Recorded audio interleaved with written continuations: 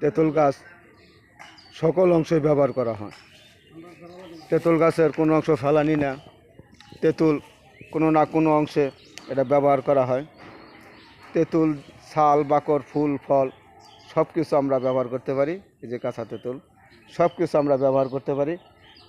যেসব বন্ধু সেক্স করতে পারেন না, সামান্য উত্তেজনা বীর্য বাইর হয়, জনশক্তি কম, তারা অনেক ওষুধ খেয়েছেন কিন্তু তাদের কোনো কাম হচ্ছে না। আপনারা কি চিন্তা করছেন, যদি আপনাদের ক্রনিক ডিসেন্ট্রি থাকে বা পুরাতন আমাশা থাকে, গ্যাস থাকে, পায়খানা ক্লিয়ার না হয়, শরীর দুর্বল থাকে, তাহলে কিন্তু এসব সেক্সুয়াল ওষুধ খেয়ে কাজ হবে না। তাহলে আগে এই রোগগুলা দূর করতে হবে। সেই আলোকে আজকে এই তেঁতুল গাছ নিয়ে আপনাদের সামনে হাজির হয়েছি। মূল ভিডিওতে যাওয়ার আগে আপনাদের সত্যি একটা রিকোয়েস্ট, যারা সাবস্ক্রাইব করেন না সাবস্ক্রাইব করবেন এবং এরা লাইক করবেন, শেয়ার করবেন, অন্যদের দেখার সুযোগ করে দিবেন এবং আপনাদের যে কোনো পরামর্শের জন্য কমেন্ট বক্সে জানাবেন।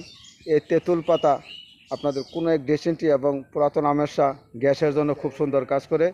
এই তেঁতুল পাতা আপনারা 250 গ্রাম নেবেন এবং এটার 10 গুণ পানি নেবেন, নিয়ে সুন্দর করে সিদ্ধ করবেন।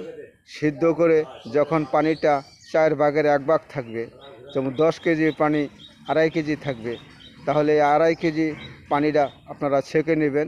ছেঁকে নিয়ে এটার সাথে 20 গ্রাম সাদা জিরা ব্যবহার করবেন, চূর্ণ করে দিবেন, দিয়ে এটা কাচের বয়মে বা বোতলে সংরক্ষণ করবেন। সকাল সন্ধ্যা 4 চামচের 4 চামচ করে এই কাঠটা সাথে ঠান্ডা পানি দিয়ে সেবন করবেন।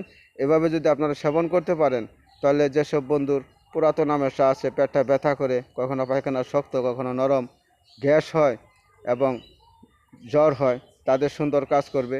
এটা কিছুদিন খেলে আপনারা পুরাতন আমাশা থেকে আরোগ্য লাভ করবেন। এরপরে যৌন রোগের চিকিৎসা করলে